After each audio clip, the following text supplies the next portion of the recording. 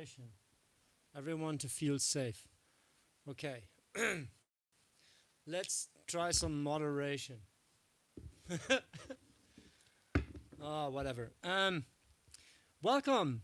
Welcome to my Sunday night public therapy session. I really don't exactly know what I want to talk about today, but basically what is on my mind, and that is the state of the art, that is the state of modern technology, how it's going to influence us as a species, and like because that is an amazing shift we're in, and I had it in the last episode, where it's like, can technology be biased? It's like, no, technology cannot be biased per se. It's the input that is biased, if anything, right? So I was talking with a friend of mine about how this would turn out if ChatGPT was logged into the internet, right? Browsing the internet for you. This is where it's going to go. Ultimately, I believe they're already like trying to figure out how they can manage that, and not in terms of processing power to like browse the internet. Like, technology is available, I believe. I don't know. Like, I'm superficially informed. I think, though, that the rating of information that has to be applied to decide which information to pick, that is crucial when this is like sourcing the internet, right? Browsing the internet to give you answers on whatever you seek. Um, so the rating of information is quite an interesting thing, because what is a good information, right? Official sources. Well, official sources have proven time and time again that they are indeed biased, especially like through economic agendas and political agendas and all that stuff, right? So you would have to have a rating system that is not exactly like relying only on official information, but like, well, um, a quality based verification system, in a sense, really evaluation, right? Attaching values and different values to things. Like, if you're looking for original content, that will be something different than when you're looking for an official narrative, right? So the bot would have to present you with different versions, which then has to be like a predefined categorization of what types of information you're looking for. So if you're posing like a random question about what does this and that mean, and then it's like in a dictionary, where it's like, okay, one meaning in this context is this, one meaning in this context is this, so it would have to have like values to the information attached, and that it would also have to like, well, read out of the mass of information presented, right? How like broadly it is spread. Is it coming from official sources? Is it hearsay? Is it mainly social media wisdom?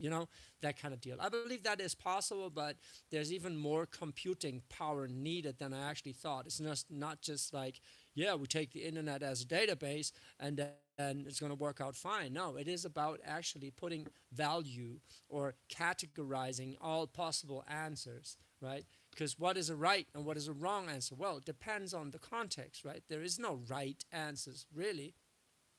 Um, well, maybe they're all right, you know?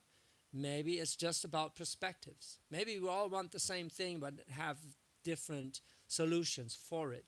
So that will be an interesting thing once ChatGPT is, or like AI in general, is really browsing the internet for you, and not just like a fixed database. And probably already is. Like, I'm not too deep in the topic. What I do see, though, is patterns, like philosophical implications, patterns, what I see. And I have to say, I love philosophy, but I'm not a practical philosopher.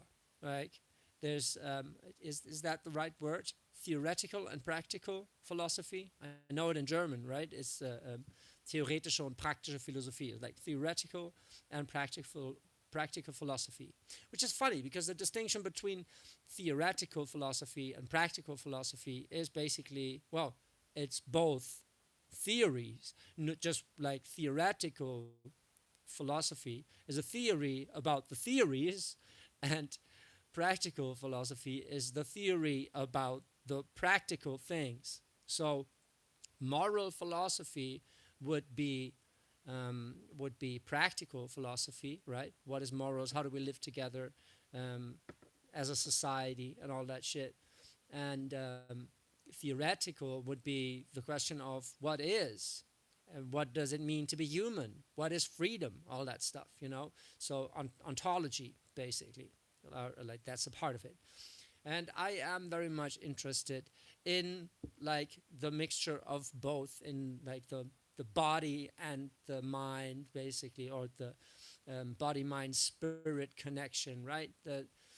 That is what is interesting to me, and that's why this topic of AI is so interesting to me, because it's going to confront us with what is human, what we actually bring to the table. As I said in the last episode, if just sheer work and knowledge, right? Like the effort we put into evaluating knowledge is not valuable anymore because a computer can just like do that for us. It's basically every standard operating procedure is already like predefined in a sense. Mm. Yeah, well, what does that mean? It means that innovation and inspiration is gaining value, right? Which is kind of counterintuitive if you think about it. Because if you think about it, it's like, yeah, then all the art will be AI generated. Like, no, not really. And it is very, like, it's very funny because you first think it would mean a decay in creativity when everything is auto generated. But the opposite will be the case. And signs of that is that, for example, when if I'm correctly informed, Google already announced to depreciate AI content as spam, to like flag it as spam. So if something is just like um, ordinary, ordinary information, um, well, it's going to be flagged as such. What does that do, though? Well, it does that, like, human content will be um, higher in value. For example, for me as a copywriter and advertising, right? I always had the problem that I wanted to do it perfectly, right? That I always want to like put my heart and soul into every copy. Now, that is a problem when you're just writing transactional emails and your senior copywriter looks at you like, bro, we really don't have time for that shit. Like, you don't have to think about that headline twice, just write it. No, we don't need 3 to 10 to 30 versions of it, you know? It's just like the new XYZ. That's the headline. Do it, or welcome. That's a headline.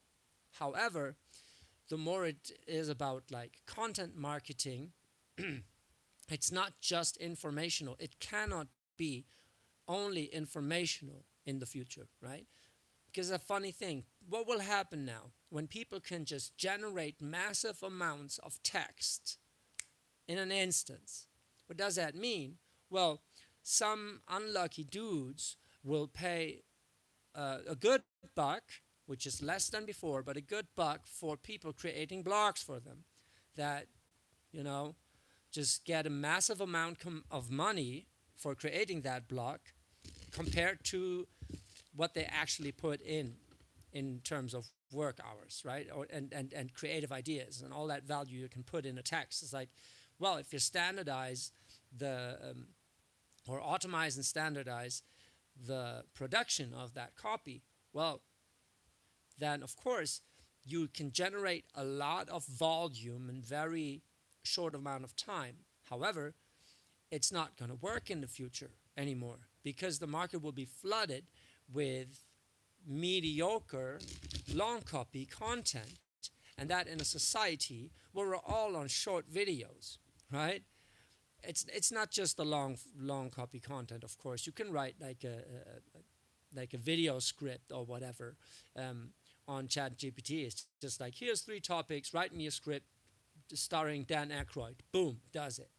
So yeah, that does work. However, the market will be flooded with volumes of creative that do not match our attention span anymore, because we actually need it comprised, and it really has to fly from the very beginning. Plus, we have to feel it, right? So that actually means that we're flooding the market with a lot of volume in a world where people, um, also through the same technology that is flooding the market, will read less and less and less and less, right?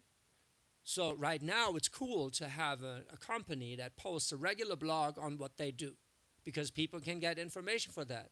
They search on the internet for that specific topic, come across a blog, whatever, you get traffic, they get interested, you can upsell them after they read the article. Yes, it's a common practice and it makes a shit ton of sense. But what if people don't go on the internet for basic information anymore? I watched myself just creating standard operating procedures for my advertising agency I'm building from a chatbot. I was just asking it, you know. I was just like, what's a standard operating procedure for this and that? Just to have a list, and then I put that list like refine it for myself, yada yada yada. But I wasn't like, I don't need to ask the internet per se if I have someone I can ask right there, right? So I did check some blogs, yes. Just Google it, whatever. But that's gonna be less and less and less the better the technology gets, right? You're not gonna, for basic information, you're not gonna browse the internet as you would before if you have a tool like Chat GPT at your disposal. So people are going to use that to create massive volumes that find less and less and less readers, or like what viewers or whatever, you know. So that's going to be interesting, right? So what will then have more value in the future? Yeah, the human-made content, right? It means that the more we're flooded with the mediocre shit, the more we will learn to appreciate what actually a poet brings to the table, right? What good art is. And that's another question, like, what is good art, right? That's an interesting question, especially in that context. What is good art? I have to take a sip for this. Mm. Because putting a value on something that is subjective seems counterintuitive. However, value is always subjective, which flips that around, right? Because, you know, that's exactly how an economy works. It's like, I have something that has more value to you than it has to me, and vice versa. So we're making an exchange. That's exactly how an economy works, right? So value must be subjective for an economy to work. That's very interesting, right? So how do you evaluate art then, right? It has a value to me, so it is valuable. Yes, exactly. So if people like it, that defines the value. So I do believe, however, that the more people will value unique content, because like inherently they value unique content, something they've never seen before, something that makes them think, you know. So with flooding the market with mediocre type stuff, the things that really stand out will stand out that much more, right? Even if you think they just go down in the floods of content, it's like, nah, Google is already working on it, and people will feel it, and it will pop into their eye where they're like, okay, this headline is not AI generated, right? The more they learn about how the technology works, the more they get a feel for it, in a sense, you know? So where I, as a copywriter in the past, would just like go all in on a headline that has like 1% response rate, people even reading it, right? And it just like go all in and put a lot of creative power into a single piece of content, or just an element of that. And that was totally not worth it back in the day. And I had to learn how to be a little more pragmatic with my copy. It's like, yeah, you need to sell, you need to sell. It's like, you know, you need to sell. I need to inspire. I'm the creative, you're the salesperson. So that was what it was like in the agency, when I was like, no, you need to sell.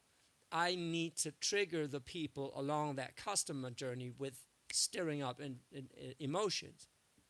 And those emotions Like they will get triggered even more through something that is uniquely creative in the future. The more we get kind of fed up, or not even fed up. It's not that we're getting angry at informational content. It's not. That's not that. It's just like we're gonna learn how to appreciate something that just reads a little differently, where you can like something that some or like some text that talks to you like a person would talk to you, and in a witty way. And it's like headlines that might be a little like less informational but a little more playing with words and leaving a little more open like that, whatever.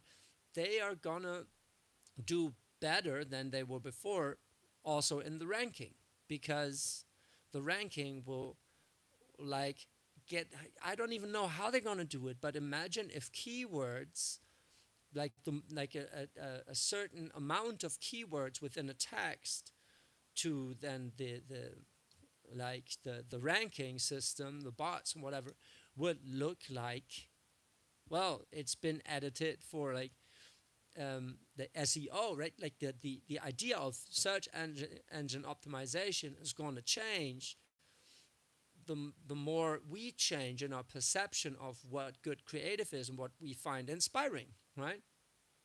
And I do believe that the more we're confronted with the AI generated content, the more we are gonna value human-made content that is just a little different and just a little more playful in the way that they write, and and well, in the end, I believe the more energy you put into something, the more energy it holds, and you feel that, right? Especially when it comes to art. So, coming back to art, what is art to me? Well, not just what is art, but what is good art? Like, how do you value art?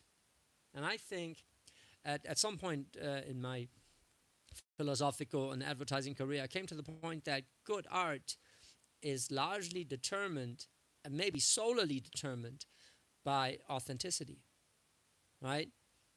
If the act of being creative is like a divine channeling, an impulse that you channel into an action, right? I hope you guys can still hear me because the video again is fucking up. I really have to get a different internet connection. I'm sorry, guys. Anyway, so if art is an act of inspiration, channeling that inspiration or that creative impulse into an action, right? Then you're kind of transferring energy, and the authenticity basically is how well or how authentically, how pure you can express that train of energy. You can express that creative impulse, right? So you get a divine impulse, turn it into a creative impulse within yourself. That creative impulse turns into an act, right? An idea, an act, and all that stuff. That is basically Handlungstheorie. What's an English name for it? Theory of acting? No, that's something different. Anyway, so if that if that energy flow is direct and authentic, that is what we perceive as good art. And that I had to realize that really it came quite painfully to me as an artist, as a musician also. It was like I put so much thought in my texts, in my tracks and whatever. Why do other stuff why does other stuff do so well? And most artists that really take their art, their craft seriously, have asked themselves the same question, is like, why does the shit do so well, and why does good art not perform? Well, what is good art, right?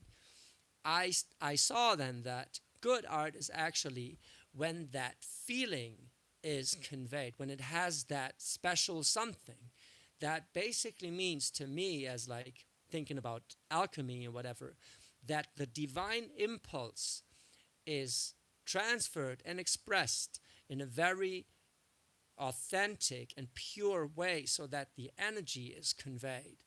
and people can connect to it, connect to the divine within that expression more easily, right? So that's why the best tracks or the best pieces of art are always those that flow out intuitively, because that is the most direct channel, and the work of art will hold the most energy, or makes it easier for people to connect the truth in there. The divine impulse or spark is, well, more profound, you know? And that is what I believe, ladies and gentlemen, what good art means. What the only way you can value art is when you think of it like you being a channel for that divine inspiration that you're trying to express. How well do you do it? That is craftsmanship, right? It's like, how well can you express that? And that's not even a question of are you a master of your craft specifically. Your, your first and foremost objective as an artist is basically to be open to the emotion coming in that drives that impulse, you know, or that transfers that impulse, right? So if you want to convey like pain, which is not exactly always helpful, pain always, like a good painful song always has some, or like conveying despair always has some sort of sarcasm or hope, you know, woven into that fabric, so people that are dealing with that pain have basically a solution for it. So it's always something that enriches you as a human being, where you're like, yeah, I feel understood. And that's most likely not just bluntly in your face, but it's something that makes you, you know, that flips the topic on its head, that gives it that dichotomy, you know. That is what makes art, or what gives art its depth. However, most people think the depth of a piece of art is what makes it good, which I came to realize is not true. It is the authenticity, right? So you can like go deep into the depth of that art, right? And really like try to overstimulate people with the meaning that you put into it, whatever. But the more you're trying, the less you are conveying that initial feeling that you had. And that is that is more valuable than ever, with everything being so clean and lean and well well structured and all that stuff. I mean, structure will still, just for understanding a topic, be of the essence, always. But this is like, the structure is where AI is going to help creatives a lot, where they have a divine impulse, right? And they have an idea, and then they can use that idea to let the bot give them a structure of which they then can further develop, on the basis of which they can further develop that idea, right? If they're good in also in using that technology, right, then they're not gonna let whatever the outcome is of that process bring them away from their initial spark, but rather trying to crystallize it, right? So everything you, and that's a beautiful thing that I learned in advertising, which is especially for those deep thinking artists that always like, yeah, my stuff has so much meaning and whatever. It's like, yeah, but does it convey what you want people to connect to actually, right? That is a thing I learned in advertising is, whatever you add to an idea, if it doesn't make that idea stronger, it makes it weaker. Always. That's exactly it. It's like, whatever you add to an idea, every element you add to an idea, if it doesn't actually add to the core idea of it, to the meaning of it, if it doesn't make that idea stronger, bring out the core thought of it, then it makes it weaker, then it has to go. Then it's just confusing, right? And that is something how advertising helped me create more lean, more proper art. That is a very beautiful thing I had to realize, because it's just like more to the point. And then like, and in the end, I look at whatever I produced, the songs I wrote after like 5 years in advertising, 10 years in advertising, now 10 years in advertising. It's like the things I write are that much more to the point. But there has to be that moment when you realize, oh no, it's good like that. This is how I felt it in the beginning. And still, you're trying to refine that idea, bring it out more, use your experience. But if it doesn't add to that idea, it has to go because it makes it weaker, right? So this is going to be very interesting when it comes dealing with AI, when creating art or creating any piece of content for that matter, is whatever output you get is only just a basis for you to, like, yeah, crystallize your idea, elaborate your idea. And if it doesn't fit that idea, you're going to be like, hooray, I can change something, right? I can be innovative, I can flip it around. But it still gives you like what is it? A raster, right? Like a map, whatever, that you can work into, that you can work with, and that is gonna teach a lot of people a lot about structure, how to bring their creative idea across in a clean cut way, where it's like, this is what it's about, right? So this AI technology is going to help you to structure your creative side, but you must not lose the initial impulse you had, right? So everything that you add that takes away from that is gonna, like, or well, that's actually my point, right? Everything you add that doesn't add to it takes something away from it. That, but that's beautiful, because the more we have in terms of clean cut, nicely produced volumes of content, we're still going to use that information to get better at structuring, and yeah, producing volume. But the trend of producing volume just to produce volume is going to be very short-lived from now on, because soon everybody will do it. Soon the analytical AI will be just as smart, where they're like, this is not really interesting, or this is not unique, you know, and and and that's not just the algorithm in the programs and apps we use, but the algorithm in our minds, how we perceive art, right? There will be that point when you're sitting in front of a website or whatever, and you read a headline or you read a piece of copy, and you just know that a human wrote it. You just know, you just feel it, and it's going to be aware to you, right? And you will have that, right? Everyone will have that in the future. The more we are coming in, like, into contact with that topic. Right now, it's still like, oh, we have to create a lot of volume, and that's cool, because we will. It still helps us to create a lot of volume. We have to create that volume to keep up with the rapid pace of consuming media today, right? But still, we will have to give it a human touch. It's always AI generated, but with a human touch. It has to be. There's probably going to be a headline for my agency, right?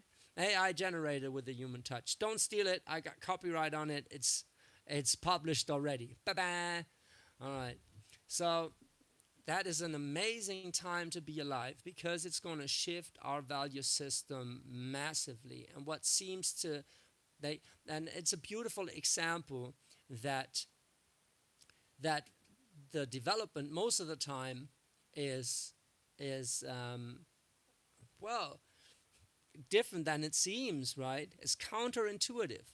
The development most of the time is counterintuitive, because you think that all these conspiracies and whatever about and I'm a fan of conspiracies. I'm just saying, like, more and more people realizing how oppressed actually are in a system where information is controlled, yada yada yada, they tend to forget that it was worse back in the day.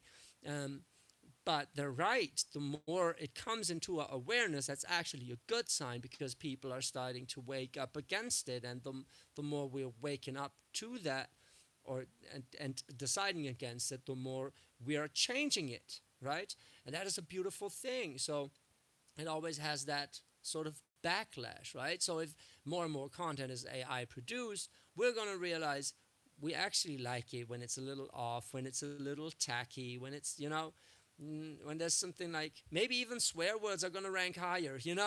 So that's going to be interesting to see how that develops and how our value system is going to shift around that, right? That is going to be real interesting. So, not just the question, what does a human actually bring to the table in terms of employment or whatever? It's like, yeah, what do you, as a creative being, as a divine spark, actually bring to the table? How good are you at channeling your own divinity, at channeling your own divine spark into whatever it is you do, whether it's a piece of content or a creative marketing plan or whatever, right? How good are you at channeling your ideas in receiving and expressing those ideas? That is what's gonna like differentiate you. That's gonna set you apart from the competition in the workplace, in on the market, right?